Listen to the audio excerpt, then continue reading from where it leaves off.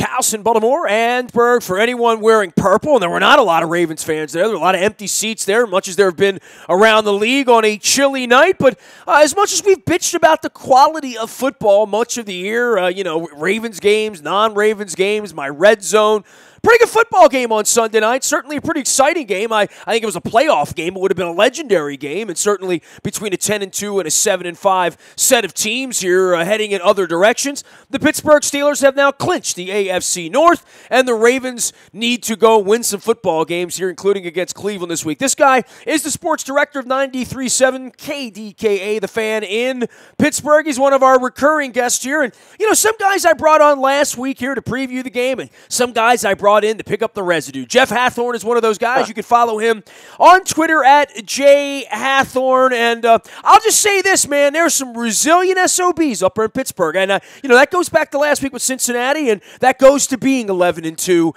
You win some games you're not supposed to win, and good fortune smiles upon you when you're a Pittsburgh Steeler right now. Yeah, that's 2 weeks in a row for the Steelers. And I will say this, anytime you step into a ring this year with the Steelers, you're going to get drama.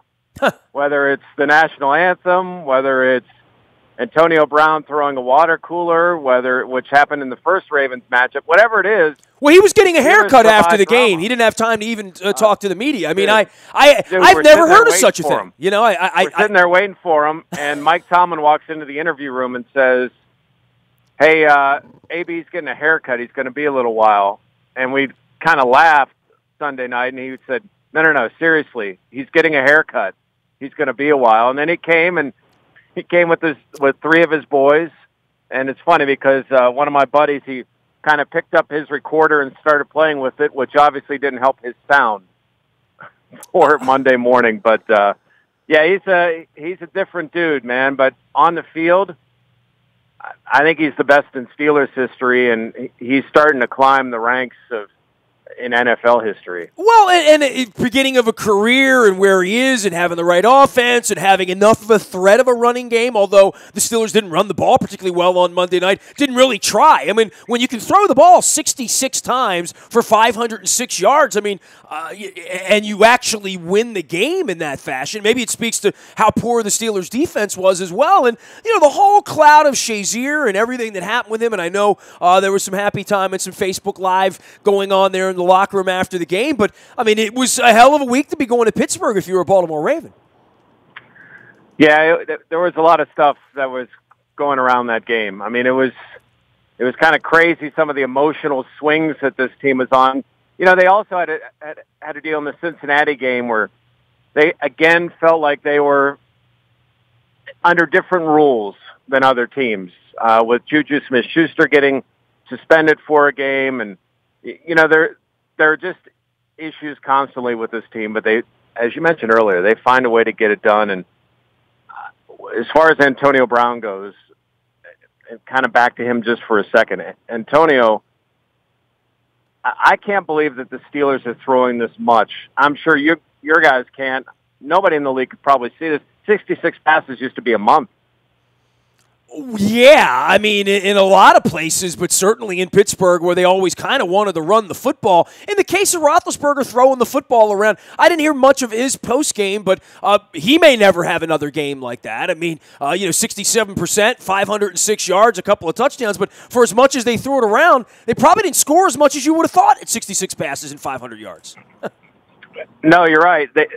That's exactly right. And, the other thing that was odd about this game is, they didn't have Smith-Schuster. They found the tight ends 14 times. That just doesn't happen in Pittsburgh. Jesse James with 9 catches, and their high-priced tight end went out with a shoulder injury. You had another injury for Vance McDonald. So, they found ways. And it's one thing I will say about Roethlisberger, when you look at comparing him to other quarterbacks, and he's the only quarterback ever to throw 3 500-yard games in the NFL. But as much as he'll lock into AB, and for good reason, he finds open receivers. He is, Nix catches a touchdown pass, the tight end receptions. He is not afraid to find the open guy, and he's very good at it.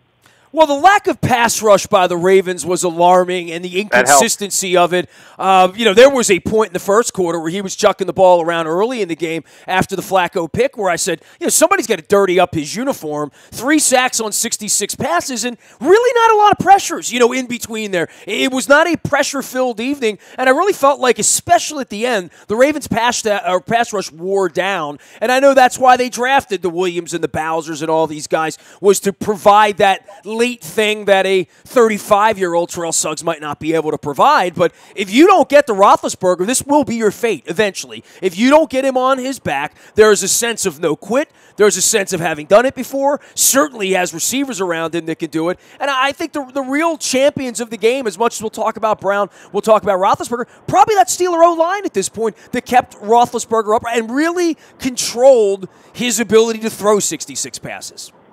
Yeah, and you mentioned the offensive line. I mean, the way they're constructed when they're all healthy is, you have a first-round pick in your center in Pouncey, a first-round pick in DeCastro. Now, Ramon Foster was a free agent.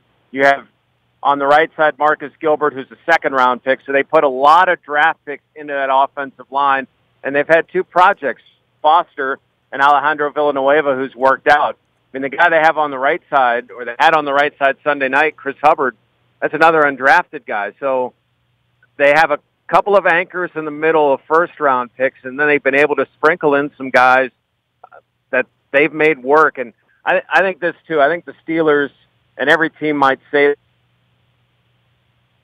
line coach in the game and Mike Munchak. The guy knows that position. He obviously played it at a very high level, and the guys swear by him. And the results that they get, it's hard to argue. The Munchak thing's incredible, Jeff, because I used to go up to Pittsburgh every year as an Aller fan back in the late 80s and early 90s. And, there was always a bus full of Mike Munchak, Penn State, people that would come. It would be the one game a year, Cleveland as well, that they could all get on a bus out of Scranton, Pennsylvania, or wherever the heck he's from up there, and roll into Pittsburgh. And, I think there is a part of well-coached that comes along with this, and I think the same would be for the Ravens. I mean, these guys have been at it together now for a decade, going after each other, and these games always tend to sort of take on some sort of quality and some sort of life that makes them all memorable for one play. I don't know that there was any one play, certainly on Sunday night. I found it to be maybe the most wildly entertaining Ravens-Steelers game in the history of Ravens-Steelers games when it comes down to that sort of ending on that kind of night. But the stakes weren't as high. I mean, the Ravens didn't need to win this game to make the playoffs. Matter of fact, I think most folks had conceded that the Steelers would be the better team. But there's something about having your foot on their throat up 11 points with 6 minutes left to go and saying, how can you not win the football game? Yeah, and the other thing, I guess if I'm a Ravens fan and I'm looking at it, I'm thinking, how are you single covering Antonio Brown on a final drive? Like, how do you do that? The guy's the best receiver in the game, and it's not like he's just become that. I get that you play a certain defense, and I get that you want to be aggressive, but man, how is there not help? I mean, I don't get that part of it, and I think that may be one thing the Ravens are kicking themselves about when they look at film on Monday. Well, look, we knew the offense stunk around here, right? I mean, we witnessed that the first 12 weeks. There were some signs of life against Detroit, but quite frankly, you go back and watch the first 10 games of the year, there were not even a whole lot of signs of life. Maybe Miami or, some of the dregs on a night like that was a Thursday night game on the road, the whole deal. But for the Ravens defense and the vaunted part of their 3 shutouts and that being the strength of the team, boy, the fourth quarter was sort of an exposed job of the Ravens defense on the road on Sunday. Because when I looked up and they're up 11 points going into the fourth quarter, and then at one point they have the 9-point lead, after Tucker makes the extra point, you're like, well, it's a 2-score game with 6 minutes left to go. They're going to seal this thing. They're going to win it because they're that kind of a defense. Well, they're not that kind of a defense. And I think that, along with the Jimmy Smith and where they were last year and losing a bunch of games after Jimmy Smith, that's something we really are going to be worried about all week with Josh Gordon, quite frankly. And the Browns almost won on Sunday as well. We're going to go see them. But we thought the defense was, I don't want to say incapable of this, but certainly very less than likely to be giving up 11 and 9-point leads in Pittsburgh, that if the defense was granted that, they would find a way to close it out. Yeah, and I think you hit on it earlier. you give Roethlisberger time, and he had time, and he was able to find the open guy. You got to get pressure on the quarterback. That final drive, it started with a sack, and I thought, okay, that's exactly what Baltimore needed, gets them behind the distance, but then they give up a 3rd and 13 to the tight end. It's those type of things that'll drive you nuts when you're a defensive coordinator. Although I will say this, offensively for the Ravens, Collins is a keeper. I think Baltimore found themselves a running back. Well, we would like to think that as well, and it's been a very unlikely course for all of this. And going back to Ray Rice, and for 5 minutes of Justin Forsett when he was outstanding, this has been a real problem around here, is running the football. And on a night when you run the football down their throats, on a night when your quarterback makes one mistake in the short arm on the first drive and then straightens it out, on a night when they're sprinkling the ball around, you got to feel like you're going to win a football game when you have that kind of offense from the Ravens, because we haven't seen that. Matter of fact, I don't think anyone thought that the Ravens could go into Pittsburgh and put 38 points up with or without Shazier. Yeah, I didn't think that either. Although the Steelers' defense, man, they've been giving up a ton of big plays, and their defensive MVP, Shazier, is great. I think he's the most irreplaceable player on their team. However, Joe Hayden was the defensive MVP. It changed everything with their defense. Hayden was playing at a high level. It allowed them to while they didn't move Hayden around, they felt like they could lock Hayden in to a receiver and not have to worry about it and take more chances defensively. Since they've had to put Cody Sensabaugh and a rookie, not just a rookie in Cameron Sutton, but a guy who missed the first 8 weeks of the season because he was on the PUP list and then on short-term IR. So, there are some issues there for the Steelers that I think the Ravens exploited, and I never would have guessed start of the year that we would have seen a 39-38. It just doesn't seem possible for those two teams with their proud defensive history and some of the athletes they have on defense that would have happened.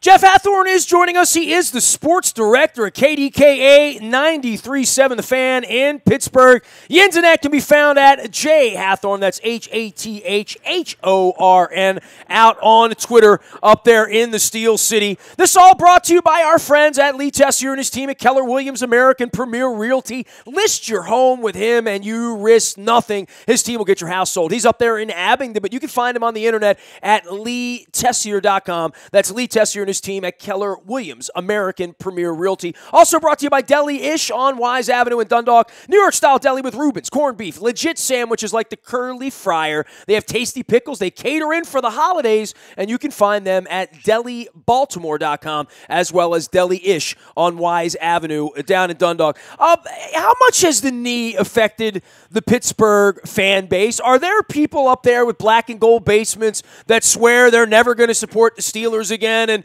they're going to sell off their tickets and their firstborn, who they named after Terry Bradshaw or Franco Harris or Lynn Swann?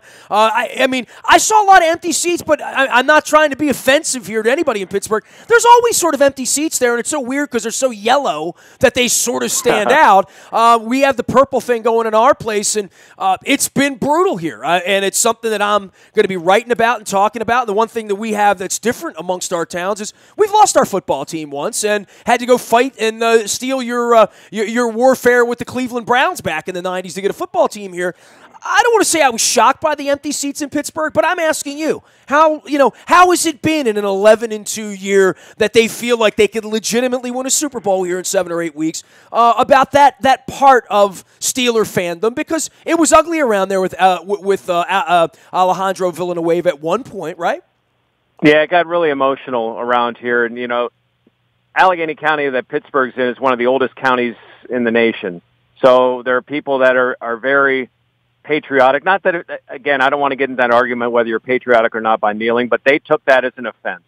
And they took it as a slap to Villanueva. And there were a lot of people that are ticked. Now, you get calls and you hear from people all the time that say they're never going to watch again. And I bet you a lot of them were watching last night or went to the game. I think you run into a couple of issues now. I think there's part of that, but I think the other issue here is the issue that's happening in the NFL. Is the experience at home is so much better than it used to be. And for primetime night games when it's a school day the next day or a work day, I think you got a lot of people that are just saying, you know what, I'll just watch it at home. I've got my 60-inch high-def screen. I don't need all this hassle, and I think that's part of the issue. I do think there are some people that don't come, excuse me, because of the national anthem, but I think it's as much the issue that the league is dealing with declining attendance because of the other platforms that you can, and other ways that you can watch the game. Yeah, and I'm hearing, every reason. The knee is one of them, and I hate the Ravens, and I'm mad at them over London, and the offense stinks, and the game's not interesting. I'll tell you what, Sunday night's game was as entertaining a football game as you and I are ever going to see. Legitimately. Like, it sat there in the balance, and it's the first time in a long time, and there's a fan in me coming out, all these years, and I was really pissed when I went down to the log. I was angry that they found a way to lose an 11-point game, even though the stakes for the game, and even as I sat there and watched, the Rams, and I watched Carson Wentz, walk off with the ACL thing that he's got going on, and all these other teams, and all this hope and promise, watching Jacksonville do their thing, and the Seahawks going crazy down there at the end of the game. And I said, well, this is going to come down to a couple weeks from now. Jacksonville, Nashville, you're going to have to come back to Pittsburgh. You're going to have to go to New England if you want to be a Super Bowl team. But I still look and say, who's going to beat the Steelers? Who's going to beat the Patriots? And they're going to play each other this week. We thought we were going to catch the Steelers sort of napping because, the New England game's their big game, and now you're into the midst of all that this week. Yeah, although I think for the Steelers, it's the perfect team. I think if it would have been, Tennessee or somebody, that would have been a bad matchup for the Steelers because they would have been looking ahead to Miami. But I think Baltimore gets their attention. And what was great about, I know there are a couple of personal foul penalties, but after seeing what the Steelers and Cincinnati went through the week before, it was kind of cool to watch a game where there was respect. There were times where guys were lifting each other up. Not that there weren't scrums, and not that it didn't get heated, not that it wasn't involved, but it was pretty clean. I mean, it was an intense, clean, and maybe that's why you were so into it, because it was a hard-fought football game filled with emotion that wasn't one guy trying to injure somebody else or somebody trying to take somebody's head off. It was just football and high scoring, back and forth. I mean, that's one of the games the league should throw back a few times because it had about everything except defense. Jeff, both sides, really. With Roethlisberger and where he is, and I know you guys have spent the last several off seasons wondering whether this is the end. He's had the motorcycle incident. He had the rape allegation incident down in Georgia. He's had a long career. He's going to the Hall of Fame. He's got the rings and all that stuff. I think I sense something in him here where maybe even early in the year, watching him play and watching them not play well against Chicago and Jacksonville, kind of like the Ravens had those problems earlier in the year. There is this part where you look up and you're 10-2, and Shazier may never walk again, and you got this big game, and you got New England, that we are getting to, if all he wants is 8 more weeks and a ring, if that's where he wants this thing to go out, if that's, he certainly is on pace to do that, and I would say that there is a part when you get to that point, you have $100 million in the bank, and you're that guy, there needs to be something special that sort of motivates you in some way. I would think just how good this football team has been, which I don't know that that's a surprise. I mean, in the offseason, I think everyone thought the Steelers would be good. Maybe not 11-2 good in this way, but certainly that offense looked to be promising. That I sense that Roethlisberger sort of smells this in some way as a veteran player, that there aren't going to be any other opportunities, I don't believe, where he's going to be 11-2 at this time of the year. That's rarefied air for Ben Roethlisberger, even with all the years he's been in. This is probably his last best shot, correct? Yeah, you would think. I mean, this is his best start of a season since his rookie year. That was a long time ago. So that's why he came back. I mean, he loves the game. He loves to compete. He's very competitive no matter what he's doing, and his teammates will tell you, whether they're playing ping pong or cards or whatever, Roethlisberger is insane about winning. Now, he said before the year that it was going to depend on his health, how well the line played. I think it's as much this, too. I think next year is not out of the question for him playing because they'll probably franchise Le'Veon Bell, so he'll be back for probably his final season with the Steelers. They'll have Antonio Brown back, got all the line coming back. So while I think it could be one of those Jerome Bettis where he walks off if they win the Super Bowl, I would guess he's got one more year, and then after that, with a few of the other guys that are up for free agency and Le'Veon probably out of town, I think he senses as much that this is that chance because of Bell and what he brings to this team. And he doesn't want to. I don't see him as a guy that's just going to hang on, like the sad cases you see of guys that go to other teams. You don't want to visualize Montana in a Chiefs jersey, or if you go way back, Namath when he went out to San Diego, or Franco Harris in Seattle. It was Johnny U that went to San Diego. Namath went to L.A., right. But San Diego is in L.A. now, right? So they're all true. the same. Yeah, place. I guess I'm kind of right by being wrong. But you get what I'm saying. He's not a guy that is so obsessed with numbers. Not that he doesn't appreciate them, but he's not a guy that's going to hang on because he wants to get past somebody, or he's going to just keep playing the game. It'll be either this year or next. And I would think for any guy after what happened to Shazier that has kids, and kids that kind of understand, and his oldest does now, and would ask him the question, Daddy, could that happen to you? And I think that's a tough answer for especially a quarterback who's set for life. Maybe if you're a guy that's been hanging on and you haven't made as much money, maybe it's a little more important to come back. But man, unless Roethlisberger's made some horrible investments, he's good to go. Well, we dealt with that around here last year with Zach Orr. We're chatting with Jeff Hathhorn. He is at KDKA, The Fan 93.7 up in Pittsburgh. It's all brought to you by Compass Point Golf Course in Pasadena. It is the best place to play golf this fall, this winter. It's been a little chilly over the weekend, but we'll warm it up down there, keep the snow off the course. Compass Point Golf is in Pasadena. You can find them at compasspointgolf.com. Also brought to you by our friends at King Discount Liquors, lottery, beer, booze, and the best prices in Baltimore. Get over to Rosedale and give the King, Paul King, my pal, a ring over there and stock up for the holidays. Let him know I'm coming out for a couple of bottles of delicious Malbec for the holidays. Last thing for you, Jeff, you talk about Shazier, and I finally at some point this morning when I wiped the 90 minutes of sleep out of my eyes, got a chance to watch a little bit of the Shazier FaceTime stuff. Just your thoughts on all of this and the emotion of all this, because this was a very good football team before all this happened last week. I don't know that anything Sunday night happened that would have changed anything. Certainly if Shazier was in there, it would have been worse for the Ravens. Same thing with Jimmy Smith on the other side. But there is something about the emotion of it. There's something about the fans, certainly even the media, and all the guys like you that I know, that I talked to up there before the game when I was eating Mr. Rooney's cookies before the game, talking about Shazier and what a quality human being is. I've been covering this game a long time. I've never seen that happen. I've seen guys carted off. I've seen guys injured. But thankfully for our organization, and obviously I've watched O.J. Brigance from the first minute I met him as a Baltimore Stallion back in the 1990s in the CFL. We've seen what this game can do physically, but the Shazier thing is, as you've pointed out, frightening, but it is a rallying point, and I know, Tomlin won't want to hear that. No one in Pittsburgh will want to hear it, but I certainly felt some spirit there amongst the fans and the signs in the parking lot. Everywhere I went, people were talking about Shazier because, it is sort of a family affair up there, Steelers football in Pittsburgh. Yeah, absolutely. And I will second everything good that's said about Shazier. Now, media guys, we get to know people for, we're around them 3-4 days for maybe a half an hour at a time. So as much as you can know somebody in that short period of time, but I tell you, just as far as being a good person, polite, courteous, a guy who is loved by his teammates. He is all of that. He is, and I've heard nothing bad from his teammates, and that's before where, maybe you would say something where obviously you would never say anything now, even if you felt that way. But nothing but positive for Shazier.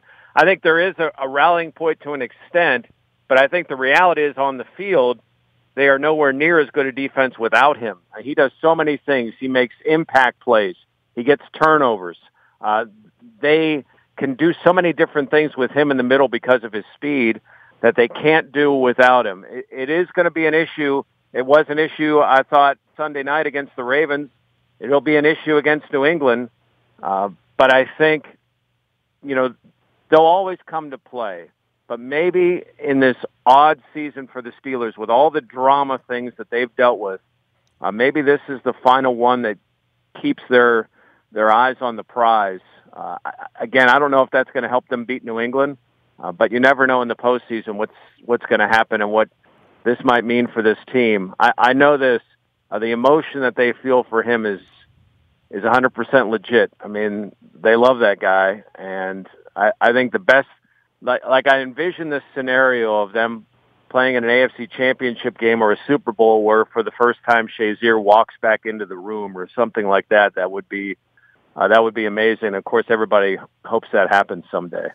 Jeff, I appreciate the time as always. I have a feeling I'll be darkening your doorstep in a couple of weeks. I mean, as I walked out of there and we shut the lights off at Heinz Field at 2:30 in the morning on Monday morning, and headed out with our tails between our legs, having lost the game, I thought, you know what? It was like a Schwarzenegger moment. I'm like, I have a feeling we'll be back here sooner than later. I won't have to wait for April for the schedule to come out. I really do believe the Ravens will make it back there, at least that far. And they got 3 weeks to prove it against these dregs. Really appreciate the time, Jeff. Thanks for coming on with us, as always.